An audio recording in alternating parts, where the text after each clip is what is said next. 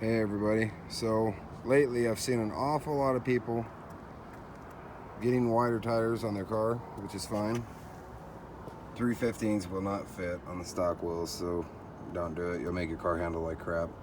But what this video is about is people taking their cars to all these shops that don't have a vehicle lift, and they're just jacking them up at random spots. And let me show you where, if you're going to jack it up, where you jack it up at.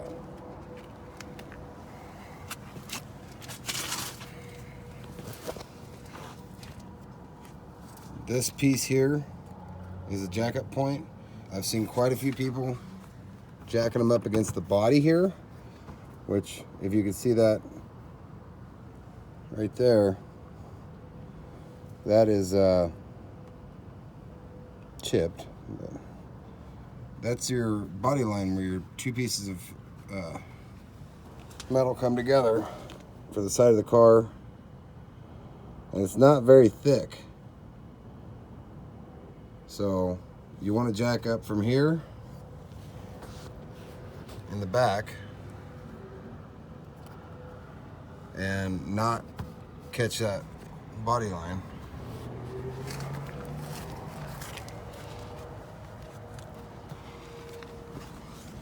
And you can see on this, there's a cover. It's plastic. You don't want to touch that at all. You want to jack it up from right here. But if you're going to jack up on this, use a piece of wood in between your jack and your car, so you don't chew this up. The best place to do it is where it meets up with another piece, because the metal's twice as thick there. But if you fuck this up, you just messed up the rigidity of your car. It's not going to be as solid anymore. I mean, it might not bend, but I can show you what'll happen is you do a lot of manual jacking with these cars. Any subframe car.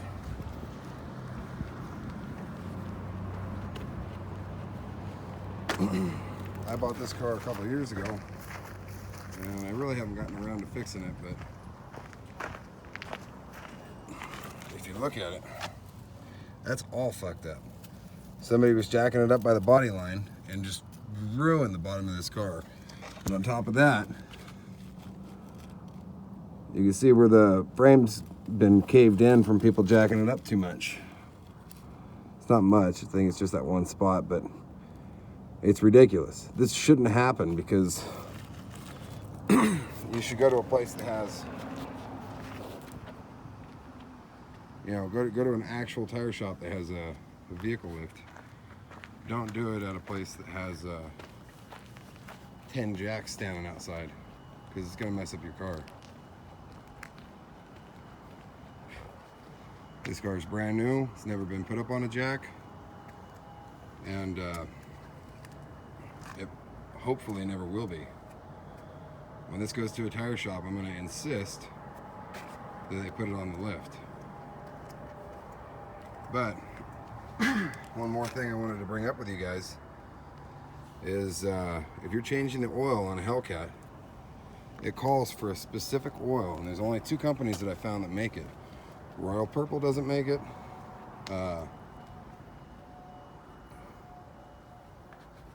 Mobil 1 doesn't make it.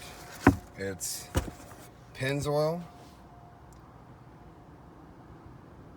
and you can get it from the dealership, or Amsoil.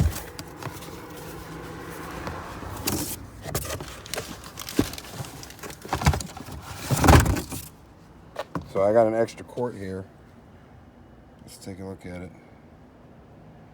Now, this isn't your usual Pennzoil. I hate Pennzoil. I won't use Pennzoil. But this is, it's made from liquid natural gas. And that's the standard right there that has to meet for Chrysler specifications. I did check with Mobil 1, they do not make an oil for this car. I checked with Royal Purple, they do not make an oil for this car. And the only other company I found that make oil for this car is AMSOIL.